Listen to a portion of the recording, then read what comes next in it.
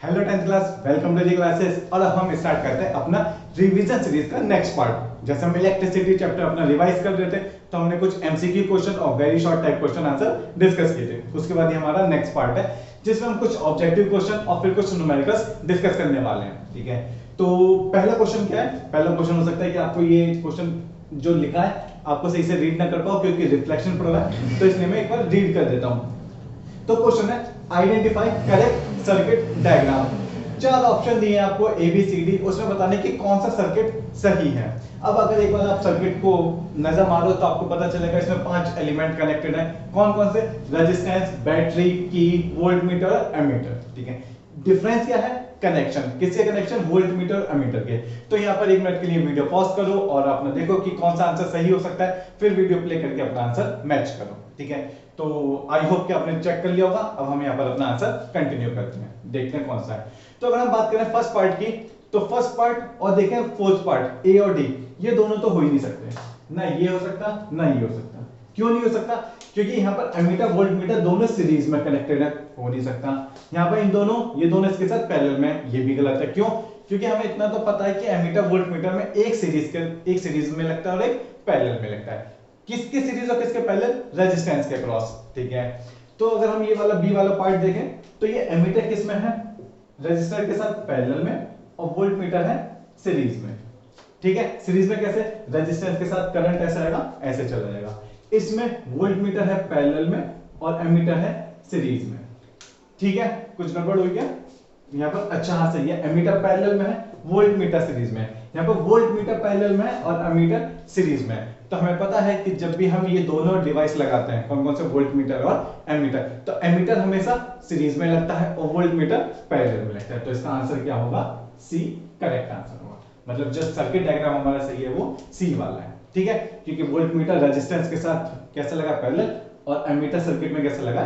Series में। ठीक है, फिर सेकंड क्वेश्चन क्या है? Current in. क्वेश्चन है करंट इन, फिर ऑप्शन दिए 4। मैक्सिमम इन फर्स्ट ही है, इसमें मैक्सिमम होगा। फिर सेकंड ऑप्शन है मैक्सिमम इन सेकंड में मैक्सिमम है क्या?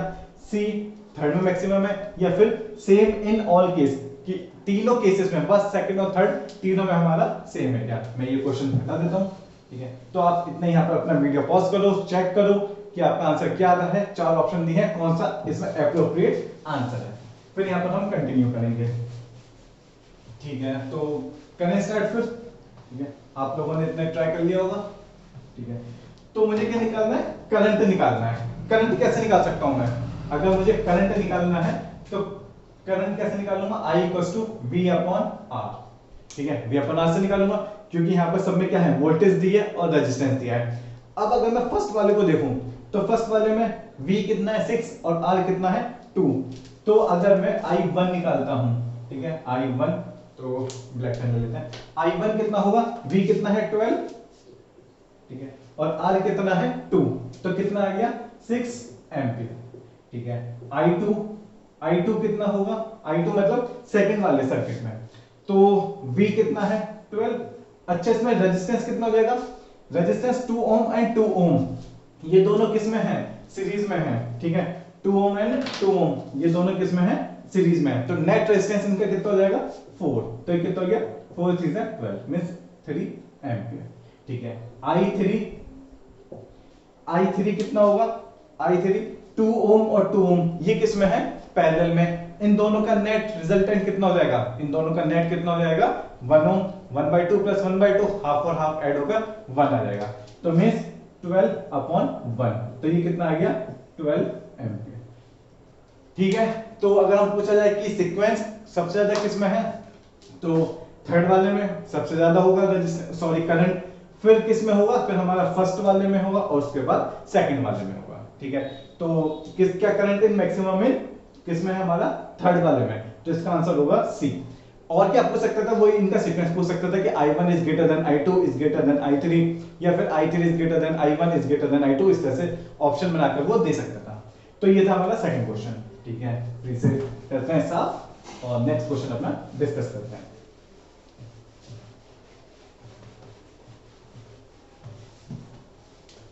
यस, फिर सेकंड क्वेश्चन, थर्ड क्वेश्चन क्या हमारा?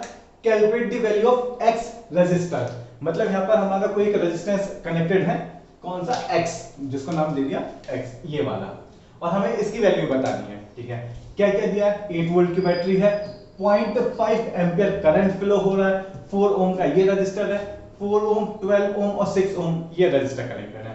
तो हमें x बताना है। अच्छा, क्या करें, I पता है, V पता है, नेट R नहीं पता। नेट R मतलब इस 4 ओम का, 4, 12, 6 का और इस x का, इन तीनों का रिजल्टेंट क्या होगा, पहले इन तीनों का रिजल्टेंट निकाल लें। देखो क्या करेंगे हम, I equals to V upon R, Ohm's law ये यूज करेंगे। तो इसमें क्या होगा, V हमारा नेट पोटेंशियल ड्रॉप होगा और R क्या होगा, R टोटल। तो R टोटल कैलकुलेट करते हैं पहले। अगर मुझे R टोटल कैलकुलेट करना है तो R टोटल या R इक्विवेलेंट कितना होगा, ये रेजिस्टेंस ये है और इसके आगे फिर ये x है। ठीक है, सही से बना लो चाहो तो, ये वाला x, ठीक है, ये x मैंने सीधे एलिमेंट में दिखा दिया। ये कितना कितना है, 4, 12 और फिर कितना है 6, ठीक है, और इधर कितना है 4। तो अगर मुझे इनका नेट कैलकुलेट करना है तो पहले क्या करना पड़ेगा, 4, 12 और 6 इन तीनों का कैलकुलेट करूं। ये तीनों किस में है, पैरेलल में है। फिर जो इन तीनों का पैरेलल एक आएगा वो मैं इनके साथ 4 और x के साथ सीरीज में लगा दूंगा। तो पहले इन तीनों का कैलकुलेट करते हैं। देखो इन तीनों का कितना आएगा, 1 upon r dash equals to 1 upon 4 plus 1 upon 12 plus 1 upon 6। तो ये एलसीएम कितना आ गया, एलसीएम आ गया 12, 4 3 जा 12, 12 1 जा 12 प्लस 6 2 जा 12। तो ये कितना हो गया, 3 4 5 एंड 6, 6 by 12 मींस 1 by 2। तो r डैश कितना आ गया, सॉरी r डैश कितना आ गया, 2 मींस 2 ओम। तो मैं क्या करूं, ये मेरा 4 ओम ऐसे ही था, ठीक है, इसके साथ इन तीनों की जगह में एक रेजिस्टेंस लगा सकता हूं, कितने ओम का, 2 ओम का, ठीक है, और फिर उसके बाद उसके आगे लगा x ओम, ठीक है, x ओम, 4 ओम और 2 ओम। अच्छा, मुझे I पता है कितना, 0.5, V पता है 8। अब मुझे R यहां से निकाल लो।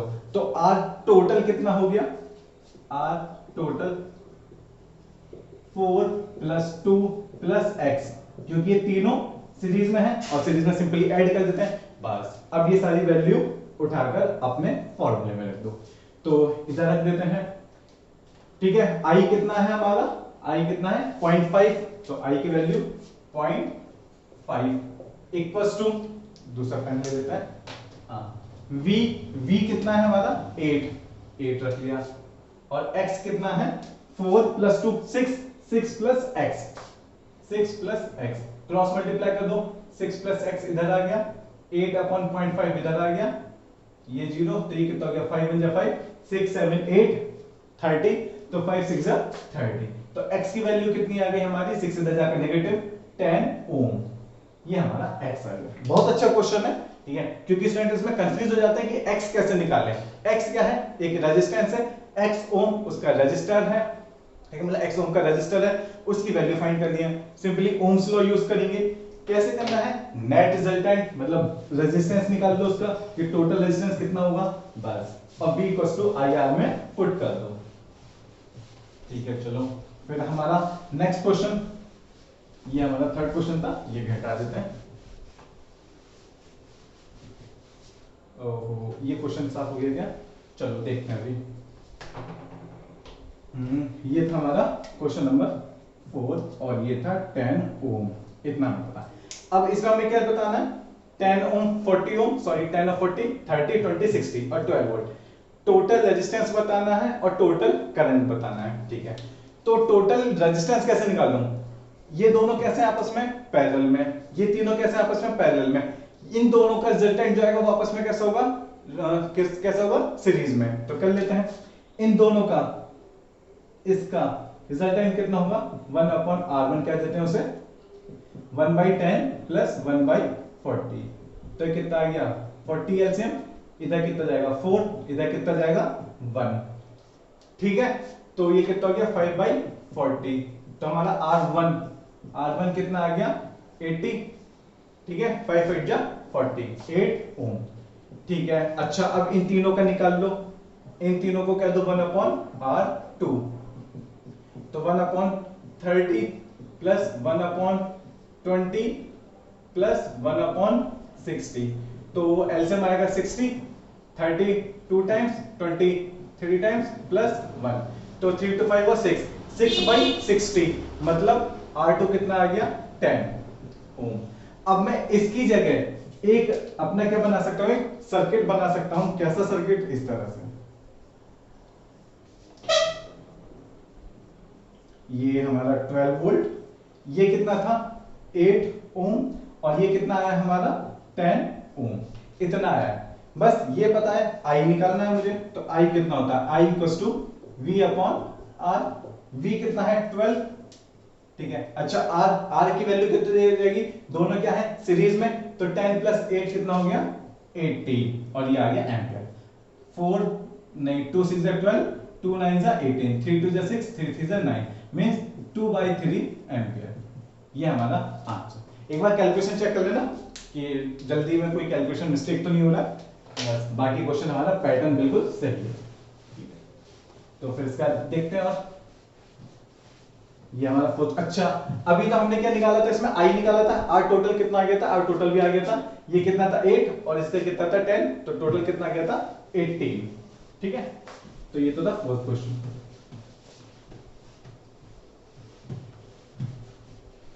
ठीक है, फिर इसका फिफ्थ क्वेश्चन क्या है हमारा।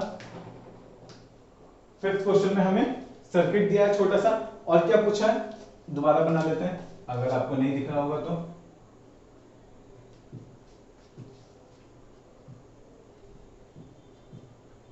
ये है, ठीक है। यहां पर हमारा 5 ओम का रजिस्टर है ये, फिर इसके बाद 10 और 15, ये 10 ओम और ये 15 ओम, ठीक है। ए बी सी, यहां पर ए, ये बी और यहां पर सी, ठीक है। अब क्या पूछा है, यहां पर 1 एम्पियर का करंट भी फ्लो हो रहा है, 1 एम्पियर का करंट जा रहा है, और ये पूछा है कि इन दोनों में क्या पूछा है, इन ईच रजिस्टर, इन दोनों में करंट पूछी है। तो इसमें मान लेते हैं हम I1, इसमें मान लेते हैं I2। I1 और I2 पूछे पहले, तो इन दोनों रजिस्टर में, इस वाले रजिस्टर में कितनी करंट फ्लो होगी 5 ओम, वो 5 ओम वाले में 1 एम्पियर करंट फ्लो हो रहा होगा, ठीक है। हमें क्या निकालना है, इस 10 ओम वाले में करंट और इस 15 ओम वाले में करंट। तो क्या करें। अच्छा एक बात बताओ, ये जो 1 एम्पियर आ रही होगी यही इन दोनों में डिवाइड होगी, ठीक है। तो क्या मैं I1 plus I2 equals to 1 ampere लिख सकता हूं, ये तो लिख ही सकता हूं, क्योंकि दो रजिस्टर है, 1 एम्पियर आ रही है, दोनों में डिवाइड होगी, कितने कितने ये नहीं पता मुझे, बस ये पता है कि I1 प्लस I2 1 एम्पियर होगी, ठीक है। अच्छा एक बात बताओ, VBC मतलब ये डेल VBC लिख लो, potential drop across B and C same होगा इन दोनों के लिए।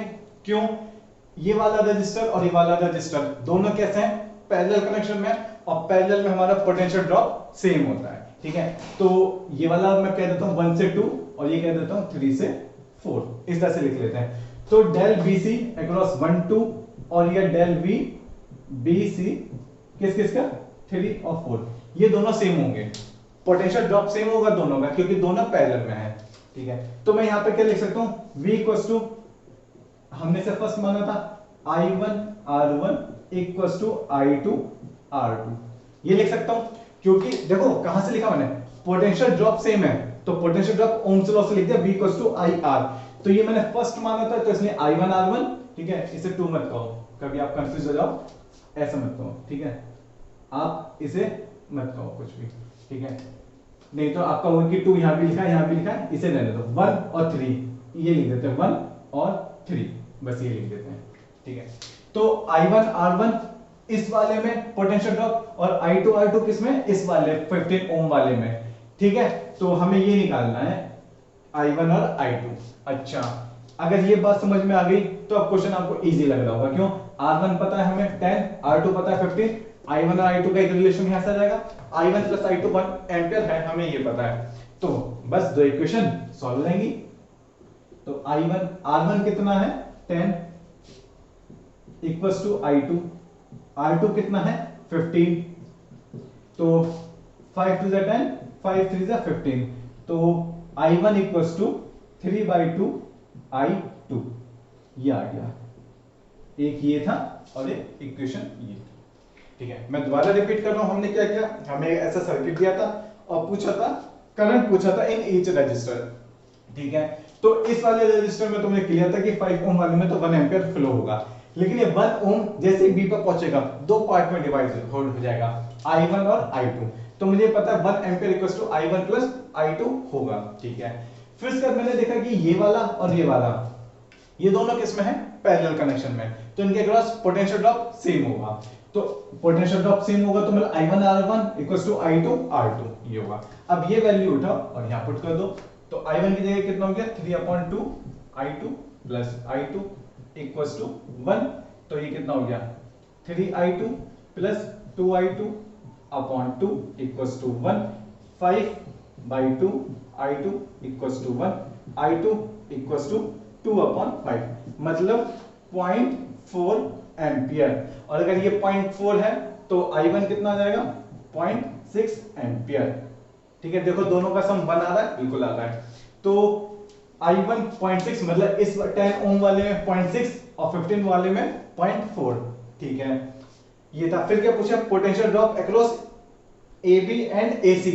अच्छा, AB के अक्रॉस कितना होगा पोटेंशियल ड्रॉप, ये तो चलो आप निकाल लो, मैं नहीं बता रहा, और सेम AC के अक्रॉस निकालना है। ठीक है, ये निकाल लोगे, कर लोगे, कराते हैं, चलो कर लेते हैं। ठीक है, इसे हटाते हैं, ये हमने लिख लिया ना 0.4 एंड 0.6 यहां लिख लेते हैं। इसमें तो है 0.4 एम्पियर और 0.4 थी क्या, नहीं I1 हमारी I1 0.6 थी, I1 0.6 और I2 थी 0.4 एम्पियर। ठीक है, तो कर लेते हैं सेकंड पार्ट क्या है हमारा। ये तो था फर्स्ट पार्ट, I1 I2 निकाल लिया। पोटेंशियल ड्रॉप अक्रॉस AB, तो देखो A से B के बीच में पोटेंशियल ड्रॉप कितना होगा, VAB, वो कितना होगा IR। ठीक है, मतलब A से B के बीच में I और R देख लो कितने कितने, इनको कैलकुलेट कर लो। तो I है 1 और R कितना है 5, तो ये हो गया 5 वोल्ट। ठीक है, फिर हमसे क्या पूछा, A से C के बीच में, फिर A से C। अच्छा, VAC कितना होगा, VAB प्लस VBC। ठीक है ना, मतलब A से C तक, पहले A से B निकाल लो और B से C। अब B से C चाहे तो ऊपर वाले से निकालो या नीचे वाले से, आना सेम है, क्योंकि I1 R1 equals to I2 R2 दोनों में सेम था। तो VAB कितना था 5 और BC कैसे निकाले, 10 और 0.6 की मल्टीप्लाई कर दो, तो 10 इंटू 0.6 ये कितना हो गया 5 प्लस ये कितना हो गया 6, टोटल हो गया 11 वोल्ट। ठीक है, और हमसे नेट रेजिस्टेंस सी पार्ट है इसका टोटल रेजिस्टेंस, वो तो आप कर ही लोगे, ये दोनों किसमें है पैरेलल में, इन दोनों रिजल्टेंट निकालकर इसके साथ सीरीज में उसका कॉम्बिनेशन कर देना। तो ये तो थे 5 क्वेश्चन, अभी और भी क्वेश्चन ट्राई करते हैं। ओके, जो अगला क्वेश्चन है हमारा क्वेश्चन नंबर 6, इसमें क्या है कि copper wire has a resistance of 0.6 ohm, another copper wire of the same mass as the first one is double in length of first, find the resistance of the second wire। ठीक है, तो हमारा question number 6 क्या कहा कि copper wire है, ठीक है, उसकी लेंथ सॉरी उसका रेजिस्टेंस 0.6 ओम है। ठीक है, एक कॉपर वायर है, ठीक है, उसका रेजिस्टेंस हमें कितना दिया है 0.6 ओम। ठीक है, तो अगर हम इसमें बात करें तो हमारे पास 2 वायर हैं। ठीक है, कर लेते हैं, इधर लिख लेते हैं फर्स्ट वायर, ठीक है, और इधर लिख लेते हैं सेकंड वायर। ठीक है, ये वो क्वेश्चन है जिसमें स्टूडेंट जनरली बहुत गलती करते हैं, इसलिए ये क्वेश्चन हमने लिया है। ठीक है, तो क्या करेंगे, another copper wire of the same mass as the first one is double in length of the first. तो अगर मैं इसकी लेंथ, ठीक है, L मान लूं, तो इसकी लेंथ कितनी है, is double in length of first 2L। ठीक है, अगर फर्स्ट वायर की लेंथ L तो सेकंड वायर की लेंथ कितनी होगी 2L। ठीक है, और क्या कहा हमसे, find the resistance of second wire, इसका रेजिस्टेंस हम मान लेते हैं R1, तो हमें R2 कैलकुलेट करना है। ठीक है, तो R1 हमें कितना दिया है कॉपर वायर का इनिशियली 0.6 ओम। ठीक है, तो क्या करें, हमें फॉर्मूला पता है। अब हाँ, इसमें हम V = IR तो नहीं लगा सकते, ठीक है, क्योंकि ना तो हमें वोल्टेज पता है ना करंट पता है, और दूसरी बात वायर को चेंज कर दिया गया है क्योंकि उसकी लेंथ डबल कर दी गई है। तो हमें पता है इसमें कौन सा फॉर्मूला लगेगा, resistivity R equals to rho L by A। अब जो रेजिस्टिविटी है वो तो मेटेरियल के लिए कांस्टेंट रहती है, तो क्या होगा R1 L1 A1 और R2 के लिए कितना हो जाएगा रो L2 अपॉन A2। ठीक है, रेजिस्टिविटी तो मेटेरियल की प्रॉपर्टी है, ये फर्स्ट वायर भी कॉपर करता है, सेकंड वायर भी कॉपर करता है, तो इसलिए ऐसा नहीं करेंगे कि रो 1 और रो 2 रो सेम रहेगा। ठीक है, रेजिस्टिविटी। तो अगर मैं यहां से R1 अपॉन R2 निकालता हूं तो क्या हो जाएगा L1 upon A1 into A2 upon L2, दोनों को डिवाइड कर दो। R2 नीचे है ना, तो R2 के साथ L2 आएगा, R2 के साथ L2 आ गया, A2 डिवाइड हो जाएगा। ठीक है, अब जनरली गलती क्या होती है, जो स्टूडेंट्स देखते हैं कि अच्छा लेंथ डबल की है, तो हम वो बात कर लेते हैं कि गलती कहां होती है। तो जैसे जो स्टूडेंट्स क्या करते हैं, R directly proportional to L, R1 upon R2 equals to L1 upon L2, वो ये एरिया वाला पार्ट भूल जाते हैं। ठीक है, वो छोड़ देते हैं क्योंकि एरिया की बात ही नहीं की है क्वेश्चन में, इसलिए तो क्या कर देते हैं R1 upon R2 equals to L1 upon L2 और सीधे सीधे ये रखकर कैलकुलेट कर देते हैं। लेकिन एक बात समझो, इसमें क्या कहा है कि मास उतना ही है जितना पहले था, या ये कहो कि वॉल्यूम तो चेंज नहीं होगा। और वॉल्यूम क्या होता है, वॉल्यूम क्या होता है हमारा किसी भी मेटेरियल का, किसी भी शेप का वॉल्यूम, उसे क्या लिख सकते हैं हम, एरिया इनटू लेंथ। ये फॉर्मूला यहां पर यूज होगा। लेंथ चेंज हुई है तो एरिया भी तो चेंज होगा, क्योंकि वॉल्यूम तो सेम है ना। मतलब इस तरह से लिख देते हैं V1, या V मत लिखो, सिर्फ वॉल लिख दो, volume of 1 equals to volume of 2। ठीक है, इसका क्या मतलब है, A1 L1 equals to A2 L2। Clear? Okay. अच्छा, हमसे क्या कहा है, A1 तो ऐसी, L1 L है, L2 कितना है, L2 कितना है 2L। तो A1 अपॉन A2 ये कितना आ गया 2, A2 इसके नीचे चला गया, L से L कैंसिल हो गया और बचा यहां पर 2। ठीक है, अच्छा L1 अपॉन L2 का रेशियो 2 है, और L1 अपॉन L2 ये कितना है, L1 L L2 2L, 1 upon 2, ये इसे लिख लो L, ये तो ये कितना आएगा 1 अपॉन 2, L से L कैंसिल आउट हो जाएगा। ठीक है, बस ये दोनों वैल्यू उठाओ और यहां रख दो। ठीक है, तो R1 upon R2, A1 L1 upon L2 इस तरह से लिखो इसे। ठीक है, इनटू इसे लिखो A2 अपॉन A1। तो L1 upon L2, L1 upon L2 कितना है 1 अपॉन 2। अच्छा, A2 upon A1, A1 upon A2 2 है, तो A2 अपॉन A1 कितना हो जाएगा, A2 अपॉन A1, ये हो गया 1 अपॉन 2, तो ये हो गया 1 अपॉन 2 मींस 1/4। अच्छा, R1 हमें पता है 0.6। ठीक है, तो R1 की जगह रख दिया 0.6 और R2 हमें निकालना है, तो R2 कितना हो जाएगा, R2 की 1 से मल्टीप्लाई हो जाएगी और 4 की 0.6 से, तो ये कितना हो गया 4 इंटू 0.6। ठीक है, 4 इंटू 0.6 मींस 4 6 24, 2.4 ओम, ये आंसर है। ठीक है, तो ये गलती मत करना कि इस तरह से कर दो, ये क्वेश्चन इस तरह से होगा। लेंथ को डबल कर दिया या हाफ कर दिया, वॉल्यूम अब भी सेम है, वॉल्यूम सेम है तो वो क्या होता है एरिया इनटू लेंथ।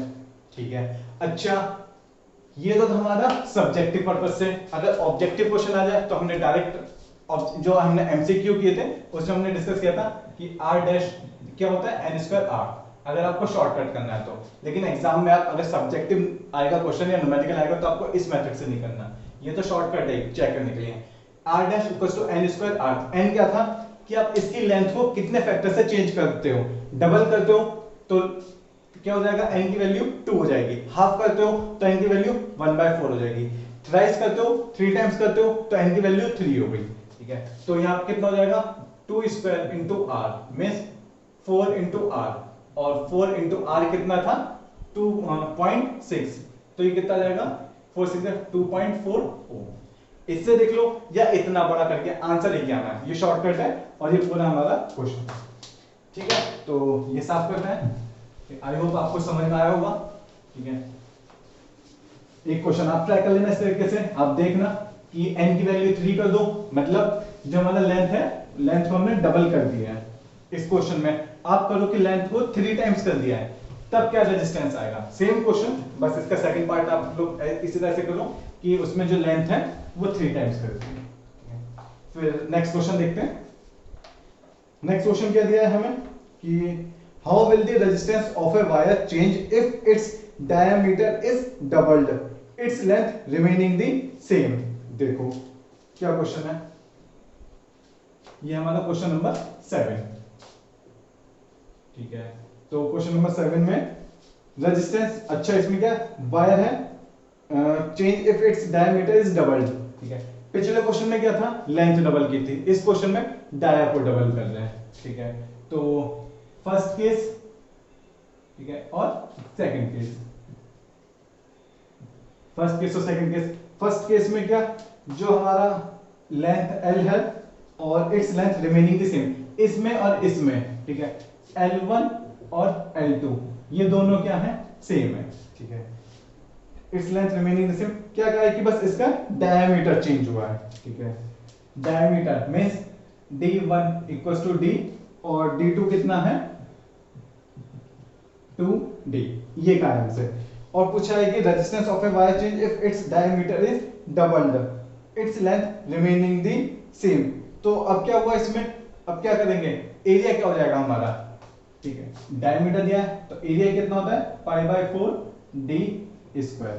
ठीक है, और A2 कितना हो जाएगा, A2 इक्वल्स टू π/4, d की वैल्यू कितनी है इसमें 2d स्क्वायर, तो ये कितना हो गया 4 इंटू π/4 d स्क्वायर, मतलब ये 2 स्क्वायर मैंने 4 कैंसिल आउट नहीं किया, बाहर लिख लिया बस। ठीक है, और इससे क्या पता चल रहा है 4 टाइम्स ऑफ A1 है। ठीक है, क्योंकि A1 की वैल्यू π/4 d स्क्वायर थी, π/4 d स्क्वायर की जगह मैंने A1 लिख दिया तो 4 टाइम्स A1 आ गया मींस A2।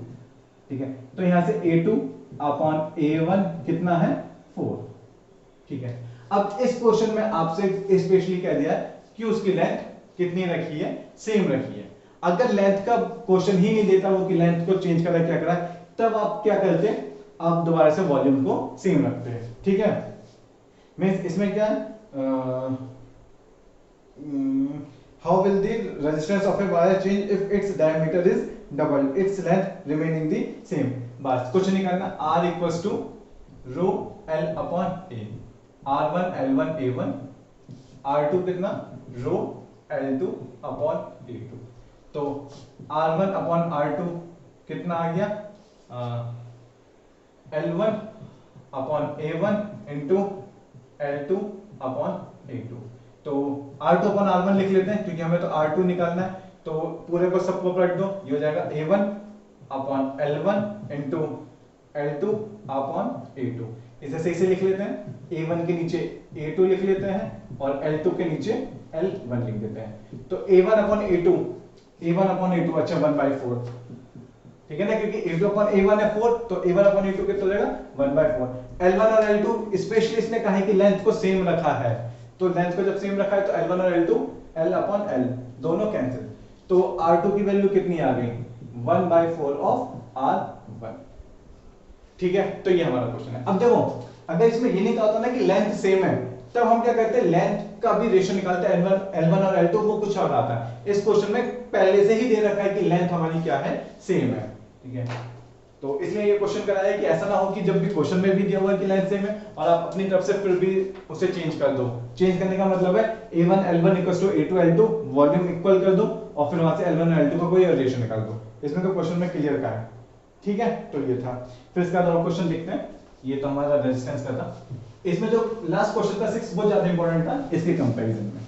ठीक है, और वो आपको दिख भी जाएगा कई बार बोर्ड में आया हुआ। फिर इसके बाद और देखते हैं क्वेश्चन। यस यस, ये क्वेश्चन अच्छा है। क्या कहा है इसमें, 3 identical bulbs are connected in parallel with a battery. Okay, the current drawn from the battery is 6 ampere. If one of the bulb gets fused, what will be the total current drawn from the battery? देखो कितना अच्छा question है। ये कौन सा है, हमारी problem number 8। हमसे क्या कहा है, ठीक है, 3 identical bulbs are connected in parallel। ठीक है, 3 बल्ब कनेक्टेड है।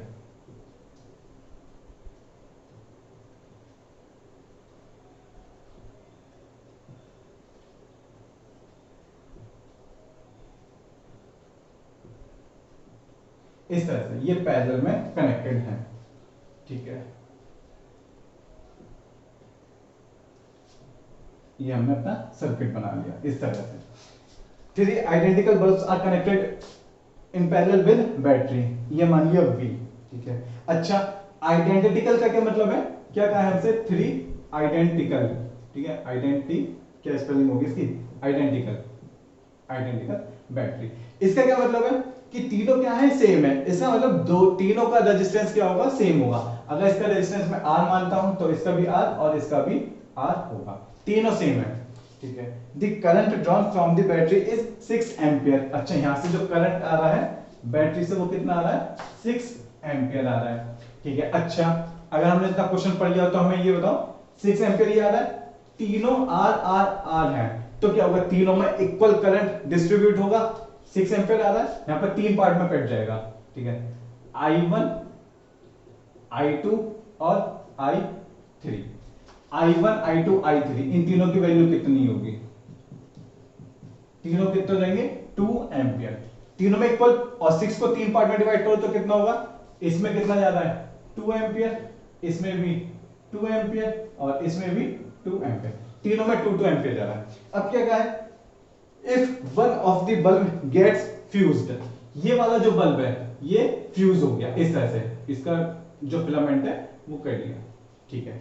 अब क्या पूछा, what will be the total current drawn from the battery. अब पूछा कि अब बैटरी से कितना करंट आ रहा होगा। पहले केस में कितना था, 6 एम्पियर, कब, जब तीनों बल्ब वर्किंग कंडीशन में थे तो क्या होता है, तीनों में इक्वल करंट फ्लो हो रहा था, 2 एम्पियर 2 एम्पियर 2 एम्पियर। अब पूछा कि सेकंड केस क्या दिया कि एक बल्ब को फ्यूज कर दिया, इस वाले बल्ब को हम फ्यूज मान लेते हैं, ये हमारा बल्ब क्या है, फ्यूज हो गया। तब पूछा है,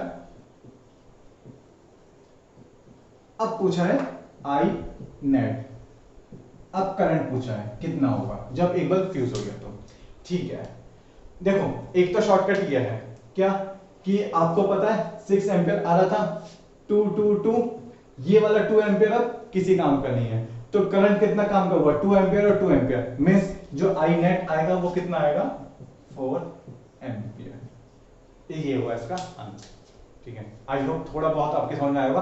क्या कहा मैंने कि ये वाला बल्ब तो फ्यूज हो गया ना, अब इस बल्ब को तो कोई काम ही नहीं है, तो ये वाला 2 एम्पियर हमने नेग्लेक्ट कर दिया, बचा कितना करंट, 2 एम्पियर 2 एम्पियर, क्योंकि ये भी 2 एम्पियर ले रहा है, ये भी 2 एम्पियर ले रहा है, तो कितना करंट फ्लो होगा अब, 2 और 2 4 एम्पियर, ठीक है। मतलब इस केस में वो कितना करंट लेगा, 4 एम्पियर। या फिर अगर आपको ऐसे ना करना हो तो आप दूसरे मेथड से भी कर सकते हो। क्या, अब सेकंड केस में मैं I इक्वल टू, ठीक है, I डैश कर दो इसे, I dash equal to V upon R ये लगाऊं, ठीक है।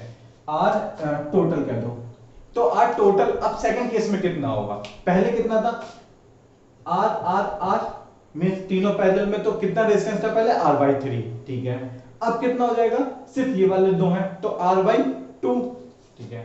तो ये V तो सेम है, RT कितना हो गया, R/2 means 2V upon R, ठीक है, 2V अपॉन R, ठीक है। अब अगर मैं देखूं पहले केस में V और R का रेशियो क्या था, ठीक है, क्यों, मुझे I डैश तो निकालना है सेकंड केस में, तो I डैश अभी मेरे पास कितना आ गया, I डैश आ गया 2V अपॉन R, लेकिन मुझे अभी V अपॉन R की वैल्यू नहीं पता। V अपॉन R की वैल्यू मैं कहां से निकाल लूं, फर्स्ट वाले केस से, फर्स्ट वाले केस से अगर मैं निकालता हूं, यहां कर देते हैं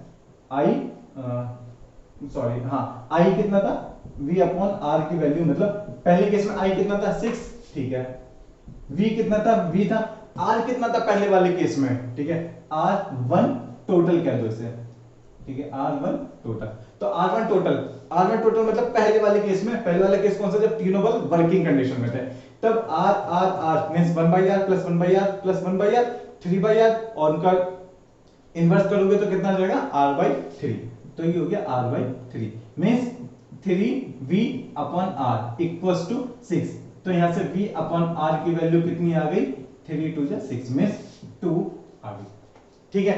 तो V अपॉन R की वैल्यू यहां पर सब्स्टिट्यूट कर दो इसमें, तो ये कितना हो जाएगा 2 इंटू V अपॉन R 2, तो ये कितना हो गया 4 एम्पियर। आप ऐसे कर लो। प्रॉपर मेथड तो यह करने का वो शॉर्टकट तरीका है जो मैंने बताया। क्या बताया कि ये फ्यूज है, इसको नेगलेक्ट कर दो, 2 एम्पियर 2 एम्पियर।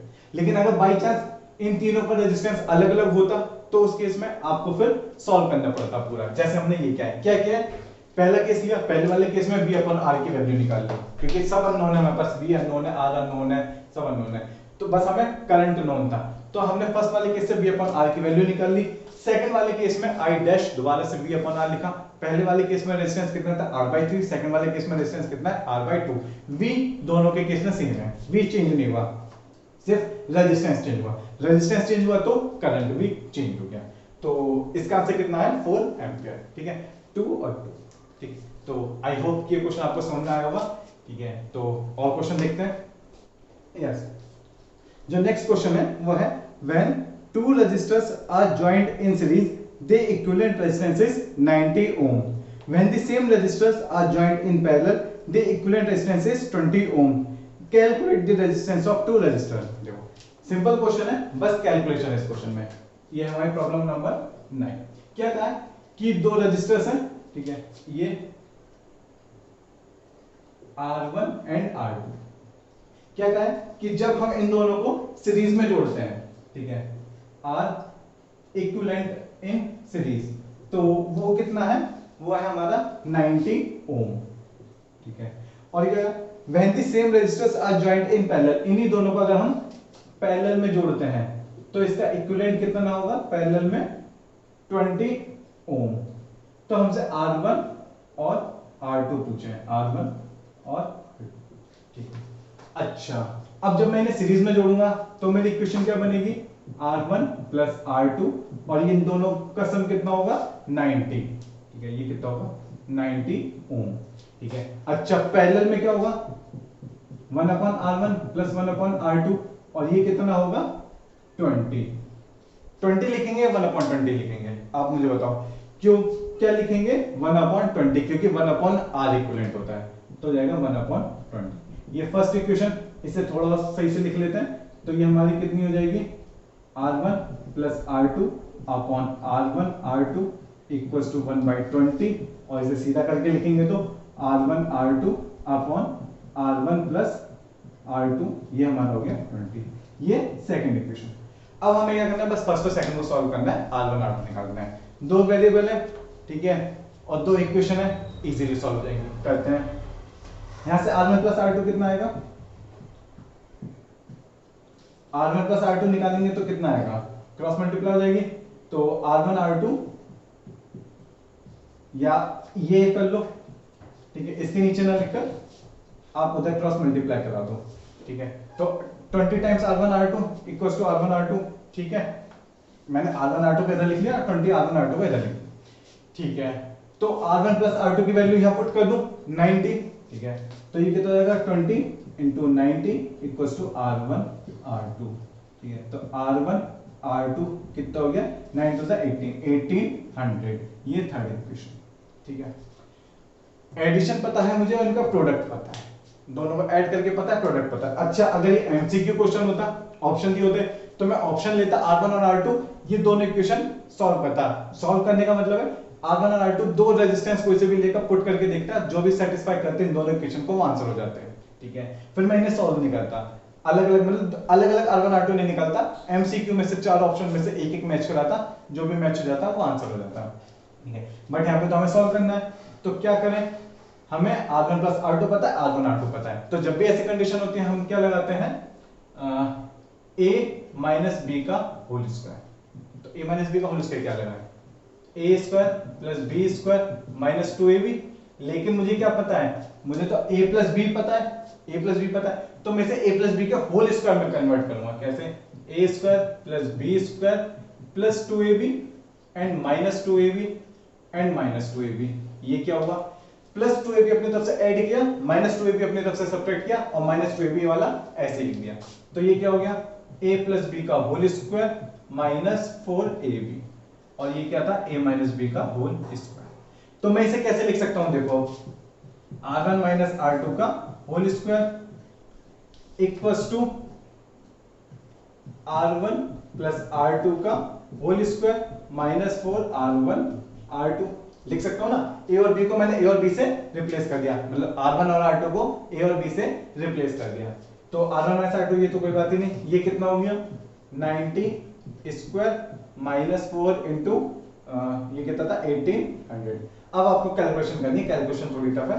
9 9 जा कितना होता है 8100 माइनस ये कितना हो जाएगा 0 0 4 8 जा 4 8 जा कितना होता है 32, तो 2 आ गया, 3 हासिल 4 में 4 7, तो ये कितना बचा 7 2 0 0 सब्ट्रैक्ट कर दो तो कितना आ गया ये 0 0 और 11 में से 2 गए, तो 11 में से 2 गए कितने बचे 9 9, तो R1 माइनस R2 कितना आ गया हमारा, कितना आ गया ये 30, क्योंकि इसका स्क्वायर रूट कितना होगा 30। ये है इक्वेशन नंबर 4, 1 और 4। अब इन दोनों को ऐड करो और दोनों को सब्ट्रैक्ट करो, तो 1 प्लस 4 जब करेंगे तो R2 से R2 कैंसिल आउट हो जाएगा, 2R1 इक्वल्स टू कितना हो जाएगा 2R1 इक्वल्स टू 90 प्लस 30 120, तो R1 हमारा आ गया 60, और जब R1 60 ओम आ गया तो R2 आप तो निकाल ही लोगे, 60 हो जाएगा माइनस में तो कितना हो गया 30। ठीक है, चाहो तो आप इसे वेरीफाई करके देख लो। वेरीफाई कैसे, 6 3 जा 18 मतलब 1800, प्रोडक्ट 1800 आ रहा है, दोनों को ऐड करो 90 आ रहा है, ठीक है, दोनों को सब्ट्रैक्ट करो 30 आ रहा है, तो सारी इक्वेशन हमारी वेरीफाई भी होगी। ठीक है, तो मतलब हमारा आंसर क्या होगा इसका 60 एंड 30। ठीक है, तो अभी ये क्वेश्चन करते हैं, बाकी और भी क्वेश्चन लेते हैं सेकंड पार्ट में। ओके।